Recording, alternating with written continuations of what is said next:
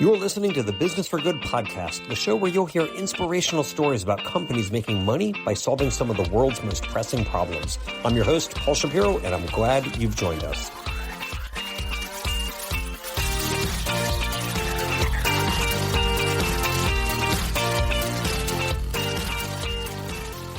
Welcome, friend, to episode 179 of the Business for Good podcast. Have you heard that investors are no longer interested in climate? Well, today's episode may just change your mind. What if planting trees could be not just good for the planet, but also a profitable business? In this episode, I'm talking with Ben Dell, the founder and CEO of Chestnut Carbon, a company that's raised nearly $400 million, including $250 million of that in 2025 alone. They're turning farmland back into thriving native forests across the United States. And he's already forging major carbon removal deals with the likes of Microsoft and Mercedes F1. Ben's journey is a fascinating one. He began his career in oil and gas, of all things. He was in private equity, helping fossil fuel companies optimize their operations. But during the pandemic, he had what you might call a carbon epiphany. Seeing how few trustworthy carbon removal projects existed, Ben decided to create his own, one that would make measurable, verifiable, and permanent carbon storage not just possible, but investable. In our conversation, Ben explains why carbon is a commodity and how to prove that you've really stored it. He talks about how Chestnut buys up marginal cattle-grazed land and restores it to biodiverse forests with already more than 17 million trees planted. And he goes over why he proudly calls Chestnut conservation for profit, a business model that needs no subsidies, just land, good science, and a lot of patience. Ben also talks about the challenges of scaling a nature-based startup, the importance of grit over glamour, and why he believes restoring forests can be one of America's most investable climate solutions. So, if you've ever wondered how capitalism might actually reverse deforestation, not cause it, this episode will give you a hopeful, grounded look at what the future could look like. Ben, welcome to the Business for Good podcast. Thanks, Paul. Appreciate you having me on. Hey, great to be with you.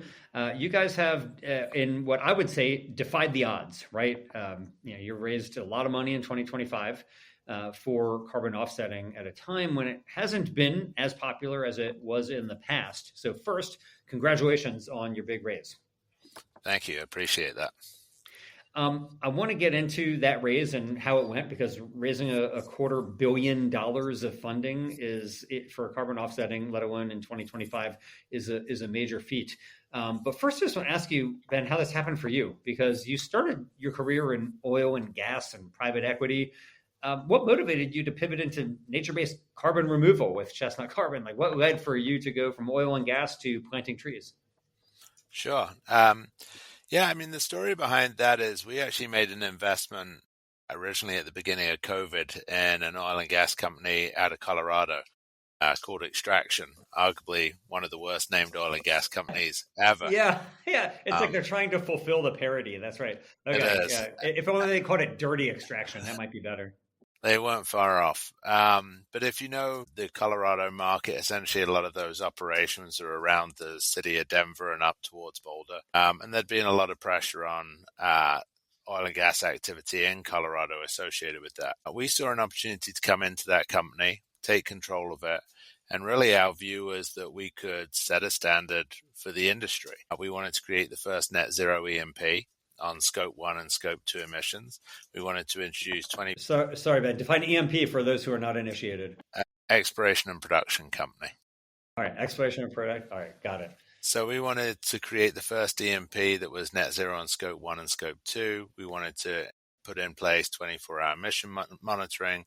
We wanted to work with the community, look at community solar, converting the trucking fleet over to EVs, bring in electric rigs. We really wanted to set a standard and sort of walk the walk, talk the talk. When we went in there, we looked at the cost of carbon abatement. We looked at all the opportunities to reduce the company's footprint from really 1.7 million tons a year. We saw a pathway to bring it down to 700,000 tons. But when we looked at the really hard to abate areas, we looked to the carbon markets and wanted to buy carbon credits. And essentially what we saw is that the market was limited in terms of high quality carbon removal credits.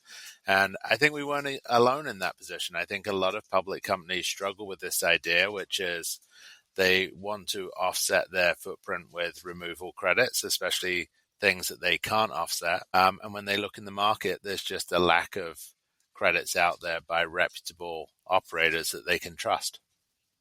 Yeah, that has been this perennial problem, right, with these types of projects is basically you don't really know if you're offsetting carbon. And there's been a lot of accusations about greenwashing in this space. Why did you think that you could do something different? Yeah, that's a great question. And honestly, we could spend an hour on this conversation. I mean, having come through a geology degree and having spent a lot of my time in the sciences and in the commodity markets, one of the things I point out is that, carbon is a commodity. And if you are paying me to remove carbon, I have to show you that I can store it, that I can count it, and that it is there in perpetuity. You wouldn't pay anyone for a storage facility without knowing that it existed and that you could fill it up. And that's essentially what a carbon removal credit is. It's molecular accounting for the removal of that carbon. And when you think about that, you can either put that underground, you could put it in a storage tank, it would be expensive, above ground, or in our view, you can put it in a tree. But when you do these things, you need to know that the facility is there and that it's storing that molecule of carbon in perpetuity. The market has got somewhat confused about having the removal market, which is what I would argue I've just described, and the avoidance market. The avoidance market is one where it says, this would have happened if you hadn't done this. This tree would have been cut down if you didn't pay me not to cut it down. That, to me, is a very different market. And I think ultimately what you're going to see here is the two markets have to separate to really get the quality improvements you want. Mm-hmm. So, okay, yeah. So you're making an excellent point. Just as a reminder, a tree is basically a pillar of carbon, right? That's Yep. what the tree is. It's stored carbon in the form of wood. So you're talking about the difference between preventing deforestation, which of course is a noble goal but hard to measure, and actually reforesting land, right? So you guys are taking land that doesn't have trees and putting them on there, right? Yep. Okay. Yeah. So what type of land is this? Where are you finding land? Do you have to purchase the land? How do you actually accomplish that mission? Yeah. So when we started this business, one of the first things we said is we wanted to make sure our projects were bulletproof, so to speak. We wanted to be the highest quality. We wanted to be authentic. We wanted it to be verified. We wanted our customer base to know that what we were doing, you could trust in. And the core component of that is you have to buy the land. You can't lease the land. You can't have fractional ownership. We wanted to own the land. We wanted to know what was going to happen on that property.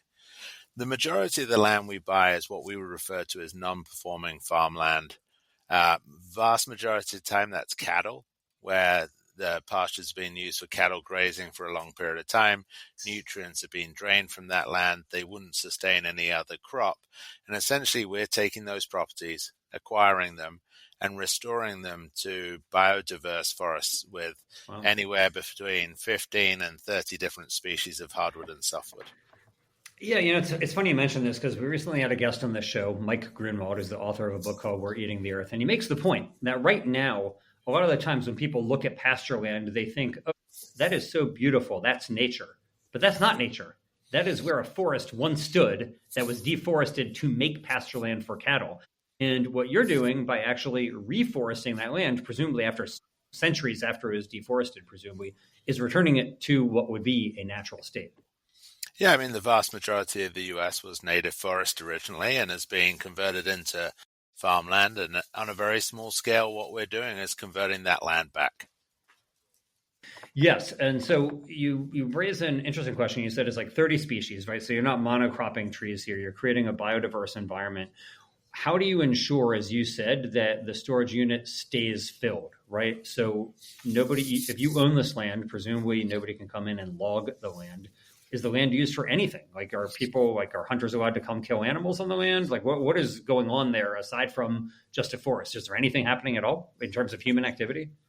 Yeah, so if you look at how our projects are built, and they're registered under Gold Standard, which we would argue is one of the highest quality exchanges, they do have third-party audit and verification, just to put that in context. We'll take that property. We've done a very large amount of data analytics around what native species would be, what will grow best from a hardwood, softwood to your point, these are not monocultures, what was originally there.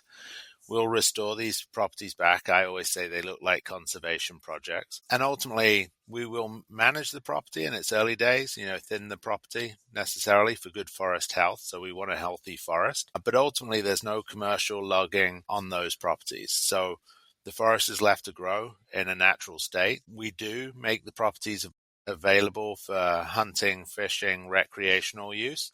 I think that's actually one of the biggest benefits for the communities that are out there, not only the engagement and the employment that we have amongst the local communities, but that our associated neighbors actually get to use these properties. I was telling a story only very recently. I was sitting at home on a Sunday and I got a phone call on my cell phone from a landowner in Mississippi who asked me if I'd bought the property next door because he had a 25-year hunting lease and his family had been maintaining the property year after year for 25 years.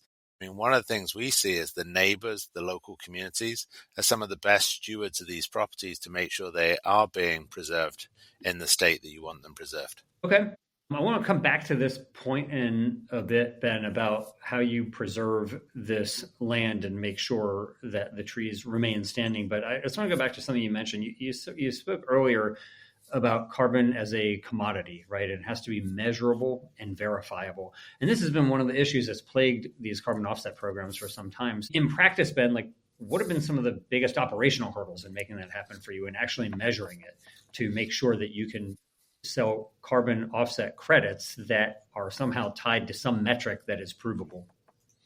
Yeah, I mean, the first thing I'd point out is we have a patented technology, essentially a handheld device that can go back on a phone that does visual imaging of these properties on the ground. It allows you to run the data analytics to know what the carbon stock is in the property by species. So we actually have a very large data analytics platform sitting behind what we do, where we can evaluate almost any parcel in the US within about 15 minutes for what its carbon yield could be, what the existing yield is, what the growth could be, and then projecting that out by species so that you could select which tree species you want to plant or change the mix shift and look at the impact on that. The second thing, as I said, these are all registered on exchanges. They are voluntary exchanges like Gold Standard, but they do have third-party audits and verifications. So we do our own measurement systems, but you also have third-party people coming in and auditing the land. When I talk to investors, I always sort of give this a framework, which is if I had a parcel of land and it had nothing on it and I filled a cube up that sat on the land with water, I'd know how much mass is in the tree stock, and the answer would be 0. And if I came back 50 years later and filled that cube with water where there's a whole bunch of trees in it, I would know the exact mass of the carbon stock in that cube of water. The reality is, if you think about a single tree, people make the point, well, a tree can die. But when you talk about having the sort of position we have, which is now 60,000 acres, 31,000 acres planted, 70 different parcels, 17 million trees, as that unit grows, in 20 years and 30 years, one tree may die, one tree may grow, but the overall stock of that storage mechanism is plus or minus 0.01%, right? And look, the measurement of that is something that's got to be refined. But the reality is, that carbon stock exists. It's going to be there in perpetuity because we own the land. And ultimately, that's what we're about, which is delivering a high quality verifiable credit. So you mentioned that you own 60,000 acres, 31,000 of which are now planted with trees. I presume the other 29,000 are set to be planted. Is that the in the process? You asked the question. One of the biggest challenges is seedling, sapling supplies. We work with a lot of nurseries, particularly on the hardwood side. It's harder to get hardwood seedlings and saplings. Interesting. But we have planting windows and have to hit those. 17 million trees already planted there. That's a lot of trees. I feel like when I plant a tree in my backyard, like I'm some great environmental hero, but 17 million trees, that's pretty good. Yeah, I think we've got to be outside of some of the big forestry businesses, probably one of the biggest acquirers of seedlings and saplings. I think I may get the number wrong, but I think we've lined up nearly a third of all the seedlings and saplings in the Southeast in the hardwood species. Wow, that's pretty amazing.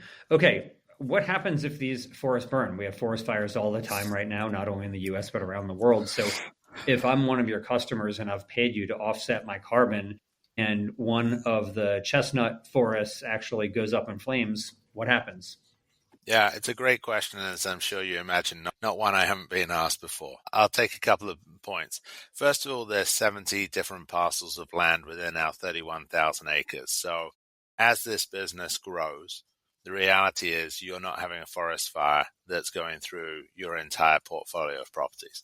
Second thing I'd point out is the majority of our properties are in the southeast, so we try to avoid, fire-prone areas. But if you think about a scenario where you have 100 properties and you lose one, you might lose 1% of the stock. When you look at the gold standard requirements, 20% of our credits go into a buffer pool automatically within gold standard. Then within that, we sell the client 70% of the remaining credits. So what we're really delivering to clients is a little bit over 50% of the total carbon credit pool. 20% sits in a buffer for events like the ones you're talking about. But ultimately, we've seen very little fire risk in our properties today. We have a large portfolio, and as that portfolio grows, the actual risk of that impact decreases significantly and easily covered by the buffer pool. Interesting. Okay. Yeah, I didn't realize there was a buffer pool there. So let's then get into your customers, Ben. So it seems like Microsoft is your marquee offtake, right? It looks like is that right? Microsoft, but also Mercedes F1, which I think is on the cooler side of the spectrum for many people than Microsoft. But Microsoft are our biggest customer. Okay, yeah. So what I read is like 7 million metric tons of U.S.-based carbon removal credits over 25 years that they have an offtake with you on. That's a pretty big deal, right? So how did you negotiate that? And for if there are other folks who are looking to negotiate offtakes for their own startups, like what advice, given that you've just done this massive quarter-century offtake agreement with Microsoft and presumably a similar one with Mercedes F1, how are you doing this? Yeah, I would say it's not easy. It takes time. Perseverance and grit would be two of the best descriptions I have. From my perspective, the starting point was we wanted to go out with the highest quality project, right? And I think that helps, right? One of the things I say a lot of times is try and remove all the reasons someone can say no, as much as sort of creating the reasons for why they can say yes. So we went out to make that bulletproof project. We originally went into, I think Microsoft had an RFP that we completed. So we were requesting people to put in proposals for carbon removal. Interestingly, our project didn't fit the framework of that proposal at all. So we took the proposal, we changed it and submitted our own proposal. And then you rewrote the RFP. We did. And then ultimately we spent time with Microsoft walking them through what we were doing, showing why it was really an institutional project that you could trust that we were going to deliver. Because to your point, this is a 25-year commitment. You want to know that the counterparty you're working with is going to be in existence and that they're going to honor their delivery schedules. Right. So you guys are a startup that was founded 3 years ago. Why does, most startups, of course, fail, probably 9 out of 10 fail. Why does Microsoft think that Chestnut is going to be around 25 years from now? Yeah, I mean, it is a startup, but it's within the overall Kimmeridge private equity platform. I'm obviously one of the founders of Kimmeridge, and I sit as the CEO of Chestnut Carbon. And I sit there because it is critically important to what we're doing and our reputation and our brand and what we think we can build. So to a certain extent, it's a startup in an institutional world. And that certainly gave us a leg up versus some of the competition you've seen in the space. Understood. So the backing of Kimmeridge basically gave them some safeguard feeling like, well, you guys are not going to let this thing go under, essentially. Yeah, and we have a significant amount of our own personal capital tied up in it. I mean, one of the things is we have very strong alignment and interests along with our partners. Yeah. Okay. Interesting. All right. So you guys aim, Ben, to remove about 100 million tons of carbon over the lifetime of the projects, reportedly. That's the equivalent of removing about 22 million cars from roads each year, right? So 22 million cars produce about 100 million tons of carbon. So what you're looking to do is to take essentially offsetting 22 million cars annually. It's, of course, early days for Chestnut right now, but how close are you to that goal? Are you 5% of the way, 10% of the way? Like if that's your goal, 100 million tons of carbon, where are you now? Yeah, so just to give you some broad brush numbers, on a single acre, we would imagine that on an annualized basis, that acre will absorb somewhere around 5 tons a year. And obviously, depending on whether it's hardwood, softwood, species mix, growth rates, and locations, that will occur for nearly 50 years. So when you look at an individual acre, it'll consume around 250 tons over the lifetime of that property. So, to get to your 100 million tons number. Not mine, I think yours, but yes, that's right. I'm with you. We'd like to have nearly 250,000 acres that are being put into this program. Obviously, we're 60,000 acres into that. We're not all the way. We have a lot of ambitions to how to continue to build that out, and a number of customers that are looking at the space with us. But look, it's an ambition, and I think it's a realistic ambition that we can actually go out and execute that. The 250,000 acres, will they all be in the U.S.? Yes. I mean, to date, we've done everything in the U.S. We have a lot of clients who have emissions in the U.S., and obviously there's a desire to keep these projects in country. We're obviously watching what's happening in some of these emerging markets like Brazil, but that comes along with property risk. Do you know that property is going to be there in 100 years? I think in the US, you obviously have a higher degree of certainty of that if you're doing it in OECD countries. Okay. If you look at the political climate today, it's radically different from 3 years ago. 3 years ago, climate was a big focus for a lot of people. Today, much less so, right? How has the current political climate made these type of corporate carbon offsetting projects maybe less attractive to your prospective buyers? Is there as much interest as there was before? And we talked earlier about the concern about greenwashing and how measurable these offsets really are. In your case, you're saying that is resolved because of your patented technology. The question is, though, is there as much of a demand to offset carbon at all now? These are voluntary programs. There's no legal requirements for the most part for these companies to do it. Have you seen any change in demand in the last year or two? No, it's interesting. I actually would tell you that we haven't really seen a huge shift in the corporate engagement level. I